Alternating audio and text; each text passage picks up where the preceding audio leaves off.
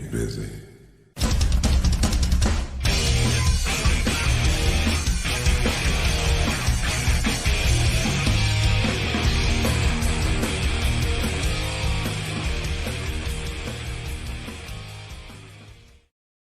Hey guys, Kevin Hale here on this Sunday night. It is Shooting from the Lip, the live stream, the live experience, Sunday, October 25th, 2020, the weekend before Halloween.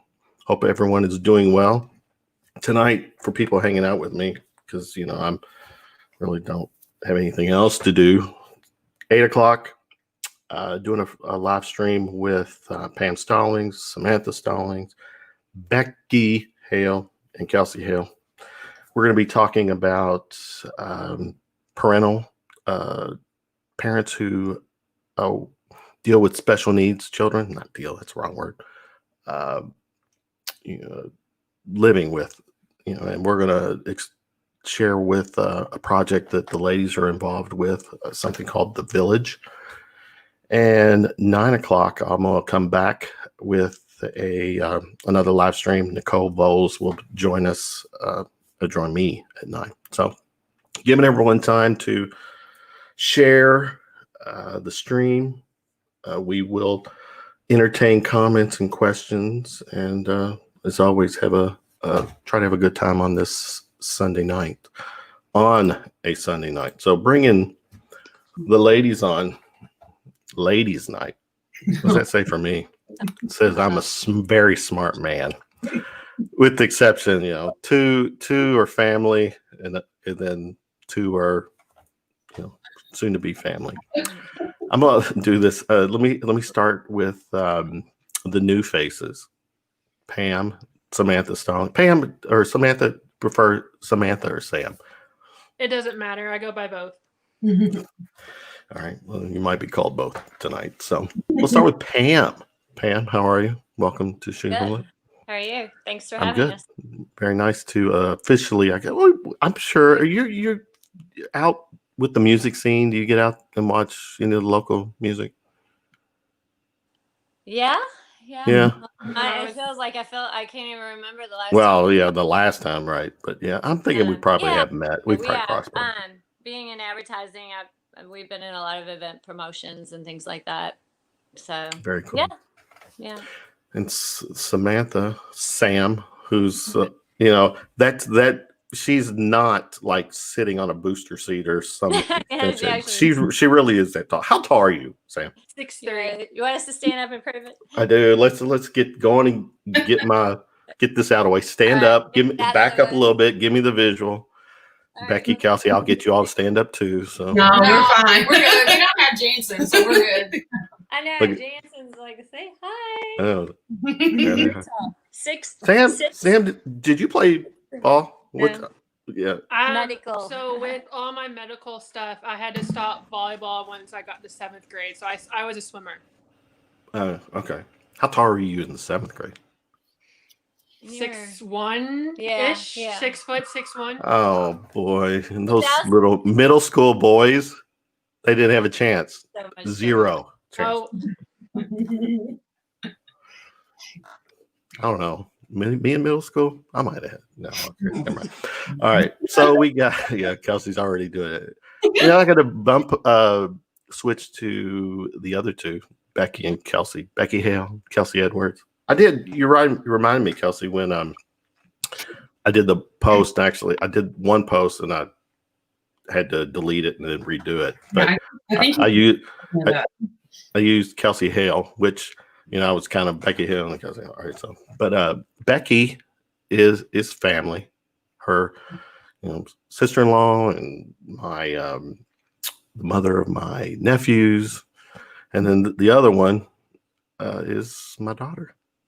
So, guys, this is the first you've not been on a podcast with me. No, you wanted me to a while back, but we've not never. It's funny. I've been doing these since 2014. The first year or so, I deleted those. I don't even watch those or listen to those anymore. But you guys have avoided me like the plague to do this stuff, like a pandemic. I just like to hang out and watch real throwback stuff of you. Yeah. You say.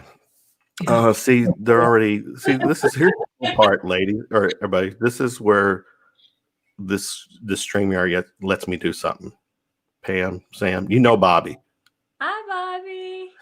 I know Bobby and Charlie. They're some good. They've been on the podcast too. Bobby's got some paranormal stuff going on with her, and so Bobby, hope you and You want to? you're the man Bobby doing and good. I were good friends in high school.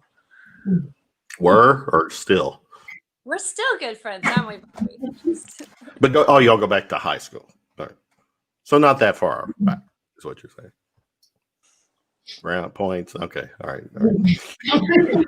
All right. Let's do that. let's get a little bit of background from everyone. I'll start with you, Pam. How give us a little bit about you, and then kind of how you figure into all this stuff, this project. Well, like I said, I have a lot of experience in marketing and advertising. And then, well, I guess it started off right away when Samantha was born. She was born premature, shipped her down to the neonatal unit. It goes there, now Norton's Children's Hospital. And then stayed there for a while. And then not really. I guess your first surgery was at 6 months, but we didn't know at the time. She had some complex foot issues.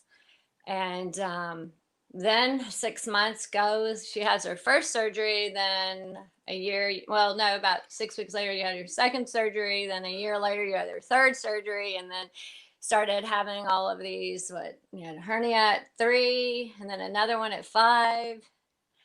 And then total Total of 15. 15. And then in 2006 was when we had our what do we call it? Our game changer. Yeah. So she was diagnosed in 2006 with a kink in her brainstem. And so, but prior to that. Hold on. Say that, a kink in her brainstem? Yeah. It's called Chiari malformation. So yeah. This is how my doctor explained it. So everybody's brain and their brainstem is set up like this. Mine was like this. So what happens with Chiari is your skull, your brain falls to the back of your skull. Yeah, it falls off your cervical spine. And I know it was, so we thought we didn't have any problems all along. We met Jansen and Braden in 03. In 03, and we just thought we were just they were being nice to us. Being they nice. Already had all these they had all. Because they're usually not nice. They're not. Yeah.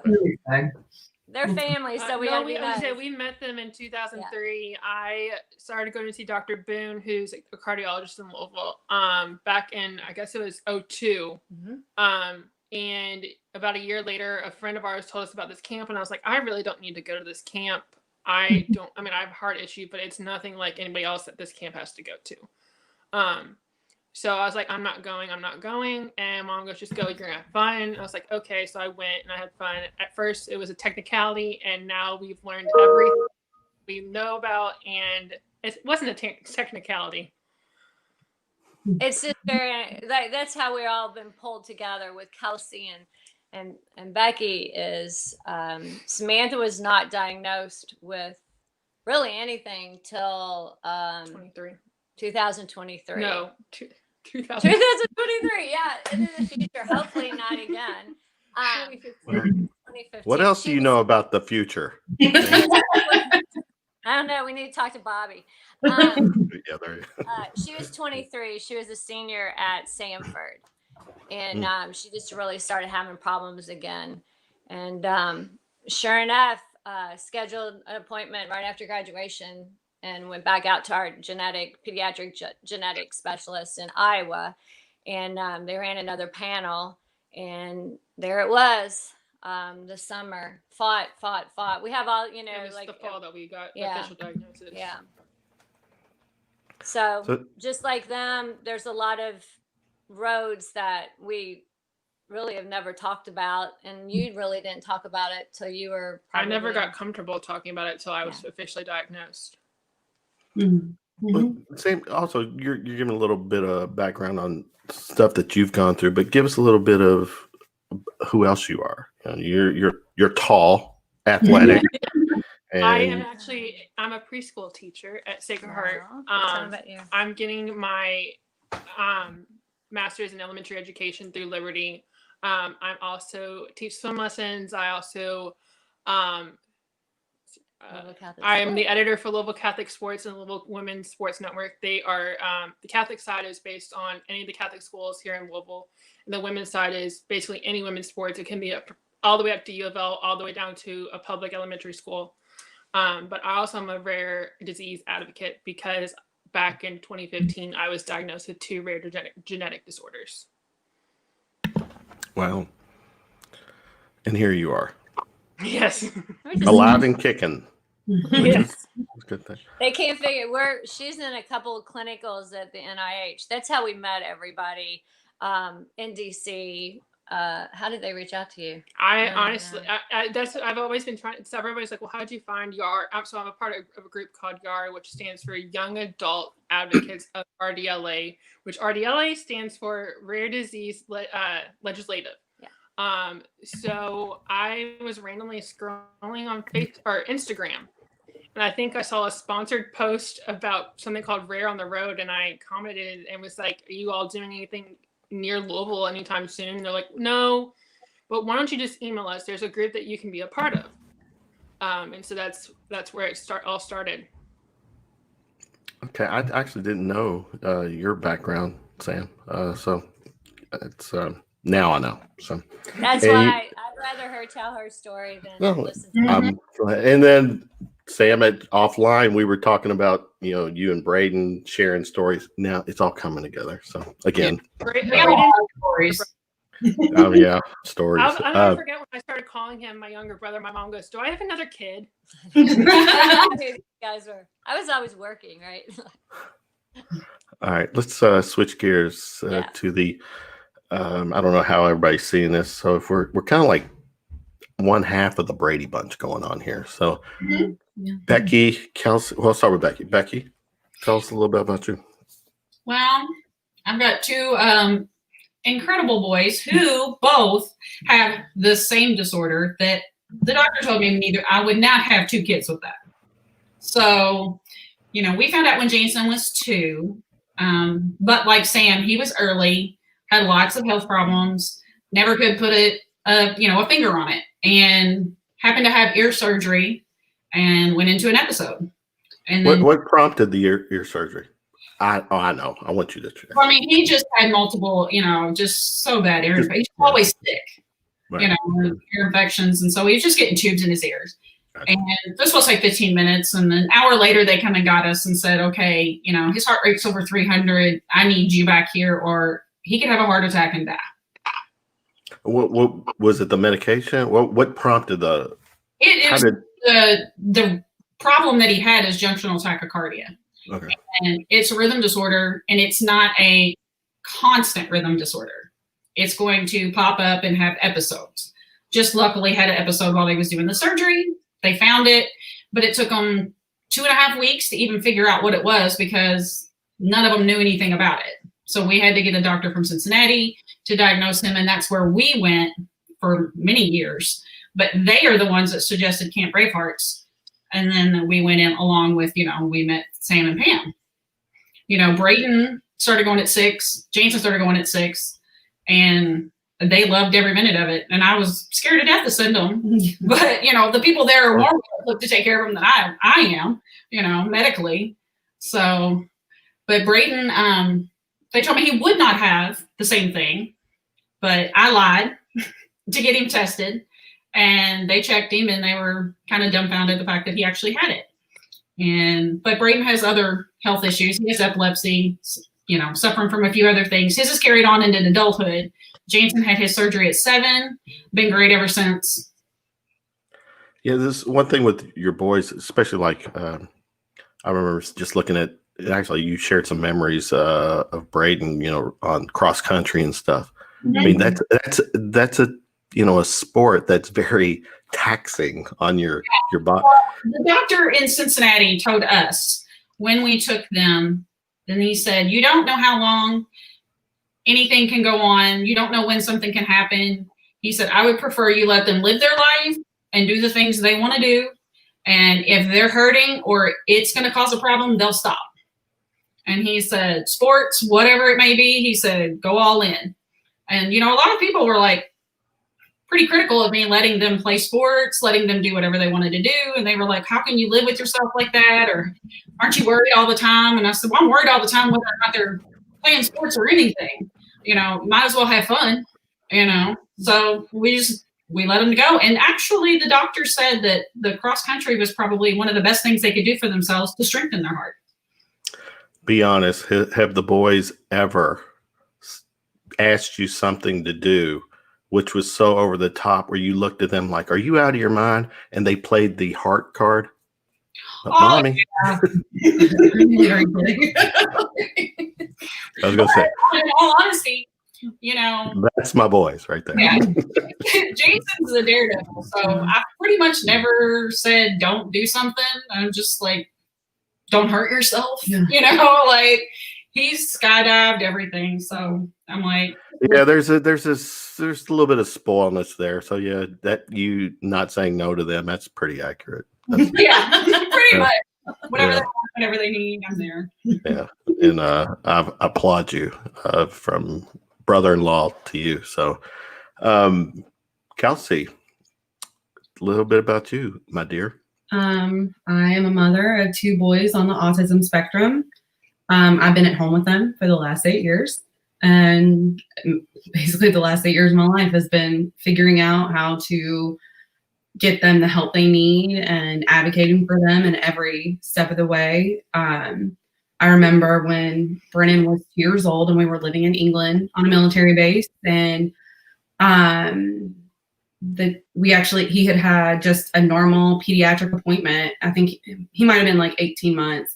And the doctor had mentioned something to the nurse about suspecting he could be on the spectrum, but they never told me. Well, elaborate when you say on the spectrum. What do you on mean? The autism spectrum. The doctor just noticed some things. And, at that point I had 2, but I was young and I didn't really want to accept that, my kid might not be like normal, but I didn't find out that the doctor had suspicion until I got a phone call from like the developmental screening people on the base. And it was just a phone call in the middle of the day, and they were like, well, we're calling because Dr. So-and-so believes that your kid's autistic, so we want to come and do an evaluation. And it was just, blindsiding. And from there, it's just been, I feel like I've worked hard to try to be like almost one step ahead, to know all the issues, know everything that I can, so that I'm the one taking it to a doctor and being very upfront with a doctor versus getting one of those phone calls again. Well, we're going to elaborate more on, obviously with stuff like this, education, it's self-education, self-educating. Now, Kelsey, apraxia was introduced into our lives, our family, with but go ahead. Finding out I had apraxia was me basically shutting down the developmental screeners in England. I decided, a lot of it might have been grief or just shock. And I told them, no, I don't want him. Like, you can do an initial evaluation, but I don't believe it's autism, which eventually it would come to find out that it was autism. But his main issue was childhood apraxia of speech, which I learned about a year later when I had moved to Maryland, and he did a developmental screen there. And that was when I found out that he had apraxia. Which, when you found out, is then shortly, your mother and I found out, right? And I'd never heard of it, right? And so but here we are. I want to switch gears. I'm going to go to Pam. Pam, with Sam, and we're going to let everyone, the mothers, share their takes too, and this again, we're talking about you guys have put together this project called The Village. It's primarily, correct me if I'm wrong, a networking format, a page of information that you all will share and interact with parents who are dealing with children with developmental needs or whatever. You all can elaborate more, but Pam, I'll go to you. When you started to find out things that was going on with Sam, what was your reaction? Was it history in your family that No, actually, the first thing I did, I guess, when I went back, like in the beginning of it all, when Samantha was little, we just relied a lot on, some doctors in the family, orthopedics, just ask a lot of questions. Of course, Becky can attribute to this. This is before Google, a lot of it. So and that's part of this village. We started something about 3 years ago with Samantha's fitness team, and who else is on it? Steven's girlfriend. Yeah, well, that was an intern project at the University of Kentucky, but we started a blog and we had these ideas to write a book about the big day where kids, kids like Samantha and your grandkids and Braden Jansen, they don't go home or they don't go to practice every day after school. We have to go to the doctor's office. So, that's just different, but we never told anybody about it. We just kind of went and did it. I was gonna say, we never really told anyone until I was officially diagnosed. Yeah. So, maybe bad for me, but that's the way we deal with things. And just talking about it has helped a lot. And that's where I think that's how our friendship formed with Becky. Mm-hmm. And, I keep a lot to myself. I don't know what I would do. And that's like the Bravehearts. So then we got involved with this group called the Bravehearts, and who evolved out of Camp Bravehearts. And so we have a Facebook page called So Southern at Heart. And I'm going to start sharing all of this on it. We also she has a page that we started raising money for the CICU. We started that back, I guess, when everything was starting to circulate with the CICU. Swimming's been always a big, big part of my life. Like even my cardiologist and every single one of my other doctors have said swimming saved my life. If it wasn't for swimming, who knows what kind of mental capacity I would be in. Yeah. How so, Sam? How did swimming do that for you? So, with a lot of my disorders, so I have something called Lloyd-Dietz syndrome and something called homocystinuria. So homocystinuria affects what you can eat. Yeah. And so I'm only allowed 45 to 50 grams of protein a day. So your normal homocysteine count is between a normal person is between 0 and 15. Back when I was 23 and diagnosed, when they did the testing, my homocysteine level was at 250. It's higher than like someone with Alzheimer's. It's a thickening of the blood in your vascular system. And that's why I'm still here to say that we were talking to a geneticist yesterday, actually. And I think that the secondary connective tissue syndromes have an overlaying factor with homocystinuria, because Lloyd-Dietz causes aneurysms in your vascular tree. Well, and that goes with swim. Yeah. So with swimming, technically, what should have happened to me, I should have already had a stroke. Yeah. I shouldn't be functioning the way I'm functioning. I have always been an active person. My parents have always told me I need to stay active. And growing up, when your parents say you need to go work out, you're like, what? Why? No. Well, and then when you're 6 feet tall in the 8th grade, everybody's like, oh, you're so tall. What do you play? And it's like, well, I don't, but I swim. And a lot of people, we were talking about this too. Oh, that's a shame to be that tall and not be a basketball player. or volleyball player. Well, and I'll never forget my freshman year. I went to Sacred Heart Academy, and my mom's really good friends with the AD and the basketball coach. And she always came up to us, and she was like, Pam, I don't know what to tell these people when they say, you've got a 6'3" blonde that's in the freshman class. She's not playing basketball. And her mom is a basketball alum. So, okay. Gotcha. What's it like for the other kids, Sam, when you all are swimming competitions and you jump in and you're like a quarter of the way already to the finish line? Well, and that was the other thing. So when I had my Chiari surgery, everything was fine. And then I guess it was my sophomore year when you started noticing things starting to change again. My mom was just like looking at me always like, what is wrong with you? I was like, what do you mean what's wrong with you? She goes, your face is dropping again. Yeah, we thought she had a stroke. And I was like, okay. She goes, we're going to schedule an appointment with your neurosurgeon, like ASAP. And he got us in within like a month. And he talked to me and he goes, have you been diving in the water to swim? And I was like, yeah, I mean, that's how you're supposed to start. I was like, how else am I supposed to get in the water? You can't walk on water, right? Yeah. Just saying. I was like, let's get that out. He's like, I don't want you diving. No more diving. You're starting in the like, water. Here we go again. No, you can't even swim. And I was like, well, okay, my goal was to always improve my time. That was just my goal. By the end of my senior year, I was wanting to be with every one of my other friends. I didn't want to be the slowest person anymore. And so I had a very great high school coach, Jim Levy, and then the St. X high school coach, Todd Larkin. They both worked to try to figure out how me starting in the water, not doing flip turns, could help me get as fast as I could get. And I got my time down from 45 seconds my freshman year down to 38 by my senior year. Oh, wow.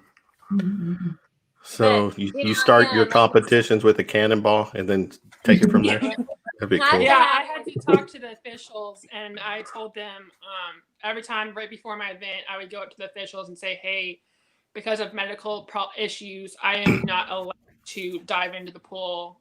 Just letting you know I will be starting in the water. Be honest. What was the look on their faces? Like, what? Oh, they thought we were cheating. Well, I know. At first, the officials were like, what? Think about it, though. And then all my friends were like, well, that's not fair. You could just start in the water. I'm like, actually, it's not fair that you get to dive in the water. I know. I mean, people don't. But you had said, you hit nail on the head when you said,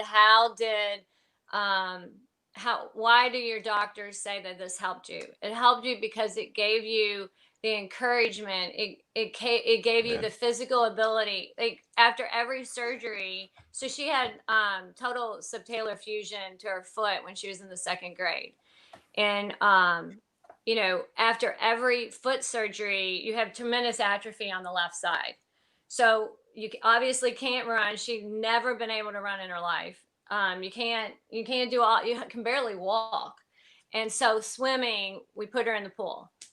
We got her Allison Cardoza, who is still her fitness person today, and just, low impact and all that. So she's got a lot of fusions. So like going back to Mega Splash, I told my mom there's got to be a way to fundraise with swimming. Yeah. And I knew a lot of the swimming community through me swimming, through friends coaching.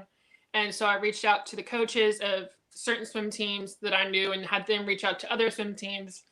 And I was like, hey, do you all mind doing a fundraiser? It can be as little as just your team giving money, or you can do a meet. Or there was when I swam for Douglas Hills. When we swam for Douglas Hills, we did like a fundraiser where we swam so many laps, and we had people donate money for how many laps we swam.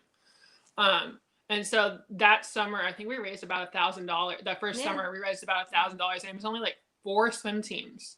In the Louisville area. But then we started incorporating it with Salsaritas and doing some national events, and then we got Tony and Dwight involved with iHeart. And gosh, we donated $10,000 last year to the new CSCU. Yeah, very cool. They need a lot. Let me switch gears to Becky. Share a story. Again, part of this ride, this journey is you know, how you as a parent have to sit back and, I mean, how the stress from the neck up that it, you know. Well, an example of stress, and I told Kelsey this earlier. They both had so many appointments.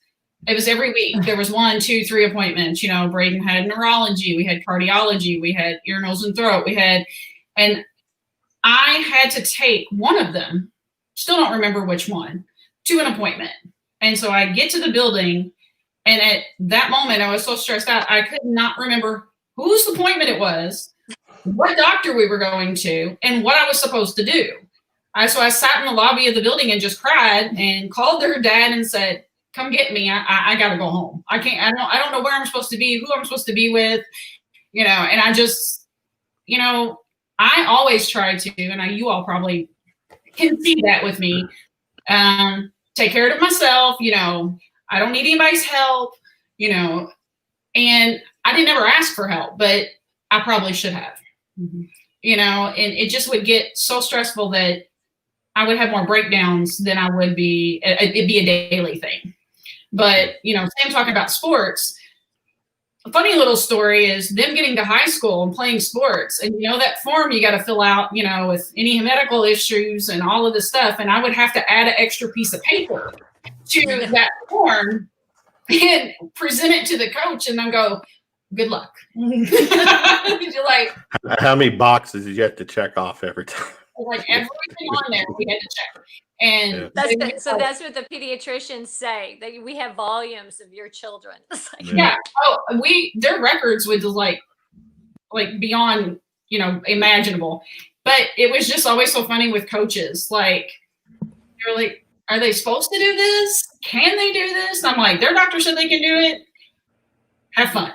You know, like, treat them like everybody else. And I'm sure they're watching and they know. I'm like, "No, he said you're fine. We're going to treat you like everybody else. Work hard, do what you got to do." But it was always like so much stress. Friends, if they babysat or they spent the night with my friends' kids, it was like they needed a list. What can we do? What we can't do? What, you know, like, you know, Braden's best friend, Dalton, you know, their dad had a hot tub and not supposed to be in the hot tub. And he was like, "What else can I do?" You know, but it's stressful for me, but it's stressful for anybody that had them. That's a good point. That goes, I never really thought of it that way, you know, because, you know, the boy, you know, everyone's wanting to live their life. And as kids, you're hanging out with, you know, your friends. And then, so other parents, people have to be cognizant of, you know, how to. It was real hard on Braden because, you know, he had that. I mean, he'd probably been having seizures most of high school, but we didn't know that. Yeah, seizures look like so many different things. We just didn't know that's what it was. And he had a wreck, had a seizure, had a wreck. We figured it out. And it pretty much changed his senior year for him. You know, he didn't get to do as many things as he wanted to do. And he had to slow down. And I mean, I hate that because I really pushed for them to do everything that everybody else did and be as normal and included as possible. And that slowed him down quite a bit. Kelsey, give us, well, I was going to say, I know the stress you've dealing with, and I've got your back always, but share some of your, you know, stories too. I think my story, like just with these ladies here, my story is just different because my boys do have neurological issues.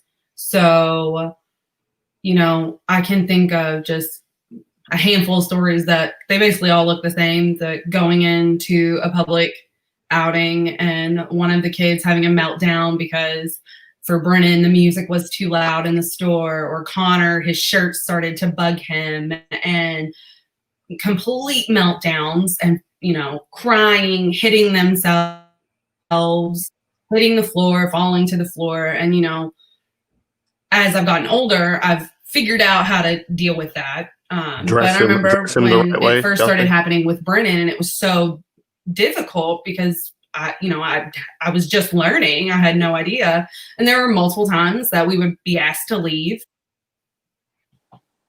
we'd be asked to leave, or I would be told that I need to discipline, or because, people don't really know what they're looking at. And I feel like what I think is so cool about this project that we're starting is that we're going to be hopefully educating a lot of people about different medical issues, neurological disabilities, and we're going to make a more, I guess, empathetic community, and have people wanting to help, wanting to see these kids for who they are, like Sam having to be in the pool and not being able to dive, or, Braden having issues his senior year and having to slow down. Like, I just, I don't have a whole lot of those stories yet because my boys are still so young.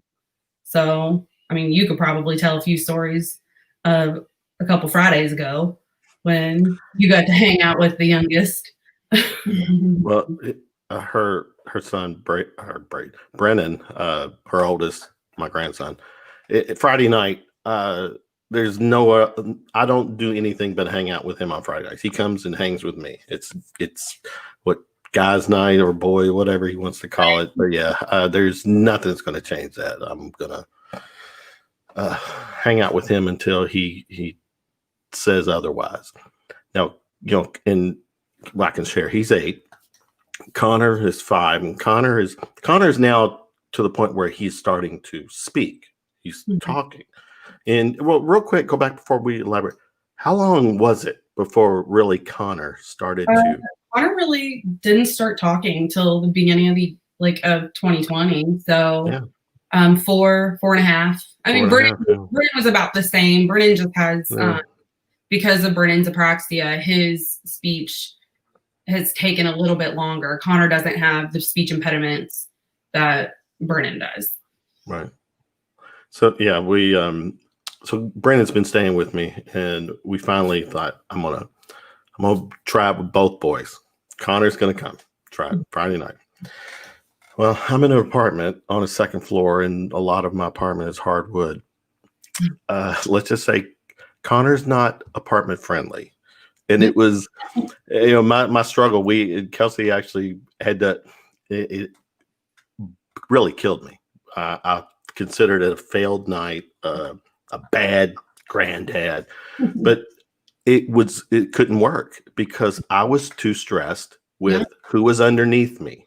And I know if I was on the floor, listening to all the running and the jumping, and I would have lost. Well, I did lose my mind. So, and I had to reach out to Kelsey. I'm like, Kelsey's not going to work.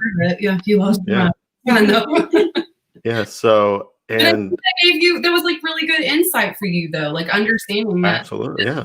That, I live with every single day because, he's not really house friendly either. Like, he still like runs and jumps and screams and, not malicious by any means, but I mean, it's a lot all day long. Just that moment, I realized that times when, because I'm one that every day I'm texting my kid just have everybody, how are you doing, blah blah blah.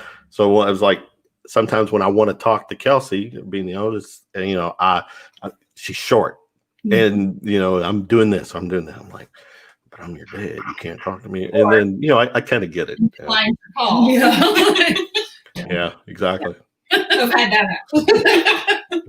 Talk to somebody. Like all 3 of us as moms constantly, and probably still, even though Jason and Braden are adults, experience people looking at them and go, well, they look fine. Yeah. Like Sam's tall, do this, Braden looks fine, but it's not easy to explain to somebody like, yeah, they look like they can do some of these things. Or when Jason was little, I mean, like I probably didn't leave his side for those 5 years, very rarely, because I was afraid whatever was going to happen when I wasn't there. Right. Hey, you bring up a good point. Yeah, I was gonna say, I called my mom. I'll never forget. It was before I was diagnosed. This was that spring semester. I was struggling with headaches really bad. And I went to a class, and I was going to be the nice person and tell my professor, hey, listen, I have a headache. I'm just letting you know, but I'm going to be the nice person and let you know, and then I'm going to leave. And she's like, no, you're staying. Yeah, we've written several protocols. You know, everybody has a 504 plan that has disability or whatever. But, from what we are understanding, we're the very first person that's ever submitted a physical 504 plan to Sanford. And I plead we're ignorance. working What is that? so like the majority of 504 plans, it's more of a majority of 504 is like ADHD, a learning disability kind of stuff. Gotcha. My wanted it transferred to UOL. right. Yeah. And so Yeah. my 504 basically said if I get a headache, I'm excused. I Yeah. don't have to, I'm excused from well, not excused, but I can take the test at a later date. I am excused from class if Like she's there's not making this up. no, and I Great, see that's the same thing, and it's just like a lot of those professors have not been friendly or believe him. You know, like his seizures were in the part of his brain that, you know, with memory and cognitive things, and like I was getting mad at him. I'm like, why are you forgetting this? Why are you doing this? Why are you doing that? But nobody knew. But yeah.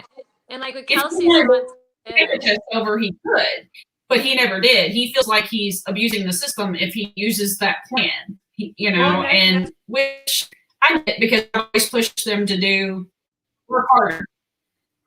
Right. Go ahead, Sam. And that happened. One of my best friends was in the class, and Kendall. And I look at Kendall, and I was like, Kendall, what do I do? You know I'm not faking this.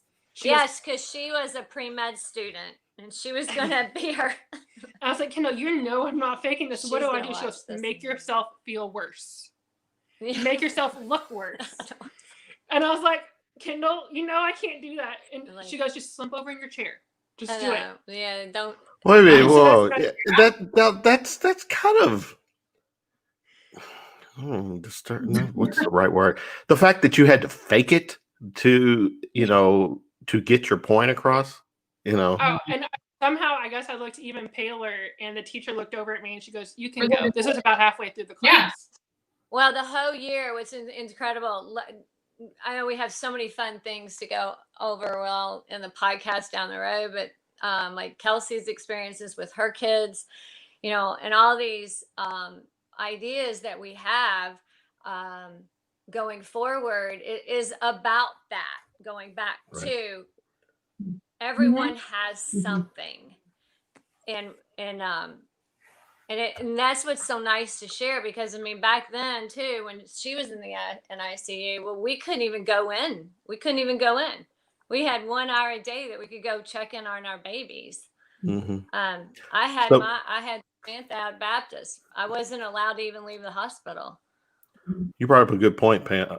No internet back then, right? Nothing. So No kids, cell we phone. had to grab like an encyclopedia, you know, and try to look up Oh my stuff like this.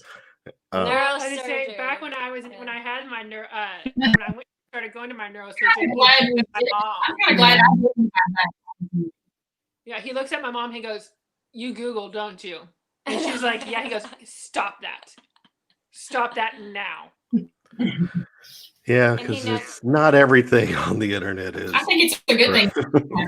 Well, what we've learned to do, and he's taught me through the years, take the one word. You're not trying to diagnose. All you're wanting to know is the definitions of some of the words, so that you can apply, like, you know, the cardiovascular system or the endocrinology or, you know, whatever it is. But yeah, we're pretty educated, aren't we all?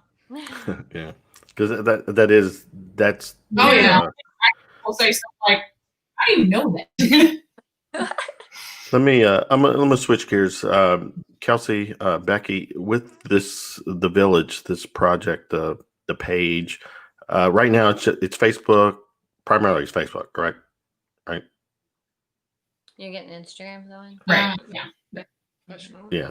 but they're right doing now, Instagram and Twitter, and talk about that. All right, so we're about, what time is it? 8:45. We got about 5 minutes. Let's talk, because you guys you're doing a podcast. You're going to create your own podcast. And so what's the concept, Becky? I'll start with you. With the podcast. My take on it is probably more so getting other parents to share more, like I didn't. So my point, are you going to have guests on and yes, okay. I've loved to hear other parents. I've seen people online talk about this person, that person. Look for the help that's out there, and like there wasn't that help. And Pam probably experienced the same thing as me because the kids are so much older. It wasn't there. There was not groups. There was no internet. There was no this. There was no that. And you couldn't find anybody to understand you and your experiences. Like none of my friends did. Right. Nobody got it. I could whine and complain and they'd listen, but they could not come close to understanding the stress. But I also think too, having something like this and getting people to share their stories, I think that even like for you all not really having that, even though for me, I do, and I could, get on Facebook and I can find any support group. I think a lot of it too, there comes with going through these experiences with your children, there comes the time that you kind of just like become almost numb to what's going on. So you don't really process how you feel until, maybe a couple years later you tell a story and then you're like, oh man, I can't get through this story without crying. I can't get through this without breaking down and feeling every feeling, like when we had lunch and I told you and Pam that, we all remember that moment that you heard that diagnosis for the first time. And, for both of my kids doing it twice, which I know you do too, it's doing that twice. How I reacted the first time was very different than I reacted the second time. Yeah. But for me, I know that it was because of you, because I had already been able to reach out because my aunt was a special needs mom and I knew that I had at least one lifeline. And that, I guess that's what I want to do with the village, is to give other parents that platform to say, look, tell your story because you're becoming part of our village and we're going to take care of you. Oops, sorry. You bring up a good point, Kelsey, because I think a lot of people, whether it's a pride thing or whatever, this stuff is bottled in.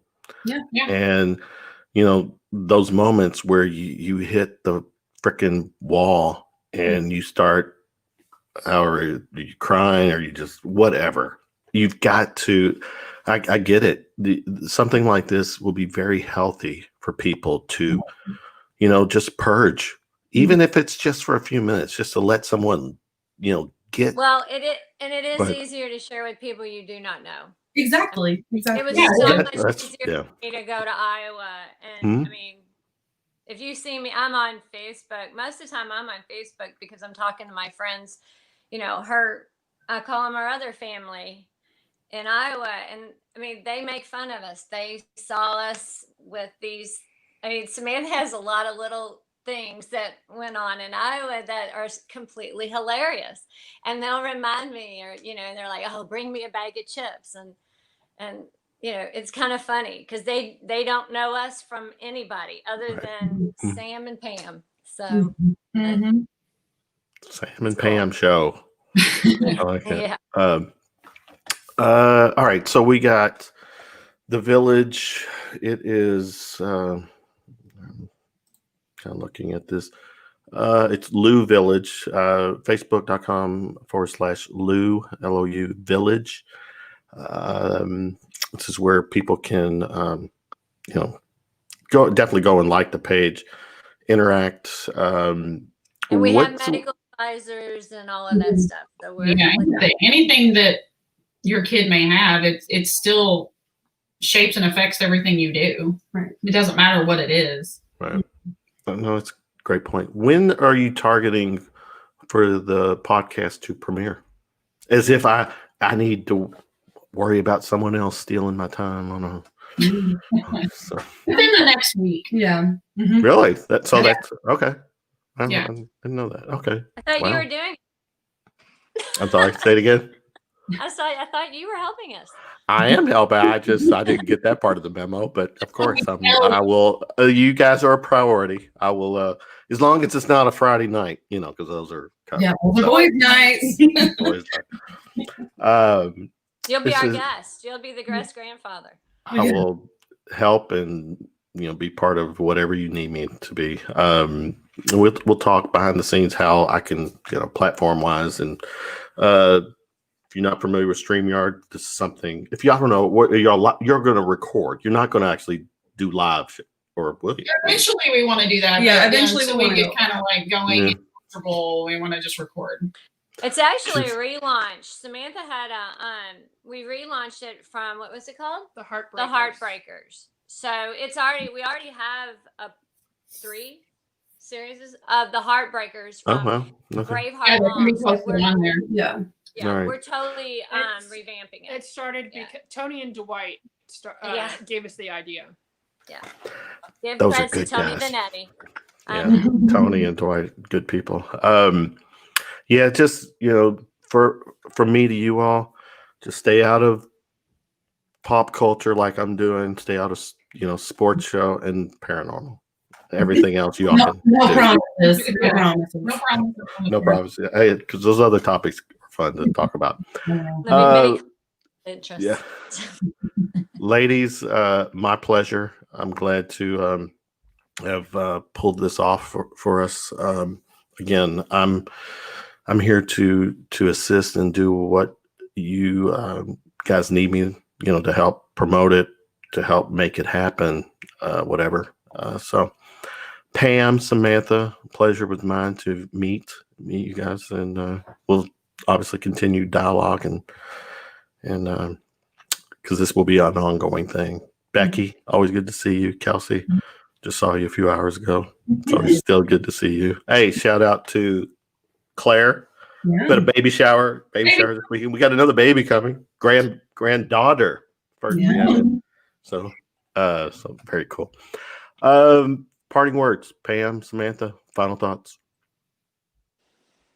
I'm speechless. Go for it. Oh, you're speechless. Wow. Check this out for the record. Bobby confirmed. Pam was an athlete. Oh, All right. thanks, Bobby. She played 4 sports in high Yeah, school. so you're hard. Oh, wow. Go Dang. Hawks. 4 Bobby sports. got me through English class. Okay. Becky, Kelsey, final words, thoughts. I just hope that even people in my position, all the way down to Kelsey's, that people that have adult kids like we do can not relive it in a bad way. Right. Have somebody to talk to, have somebody to share, have somebody to understand, because that's what I lacked for so many years. Mhm. This is real life stuff. Right. And, the one thing, not being political or anything here, but the one thing we all can use a little more of is compassion Mhm. and common sense. Honestness. And common sense. But yeah, be compassionate, pay it forward when you can, help your fellow brother and sister, I don't think I could have gotten through my diagnosis without the Hales. I think Braden was one of the first persons I texted once everything. I was like, how do I deal with this heart issue? Yeah. It's so cool how like we all developed such a close friendship out of our hardships. Mhm. Yeah, they're the heart court right here, Becky and Mhm. Samantha. We're all here for a reason. Yep. So, and we got to make the most of it. All right, Pam, Sam, Bam, and Cam, Becky and Kelsey. Thanks so much for hanging out with me.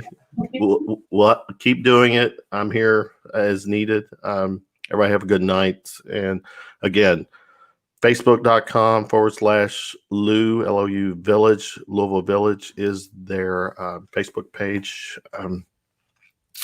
Everyone have a good night. Thanks for hanging. Thank you. Bye. Good night. Good night.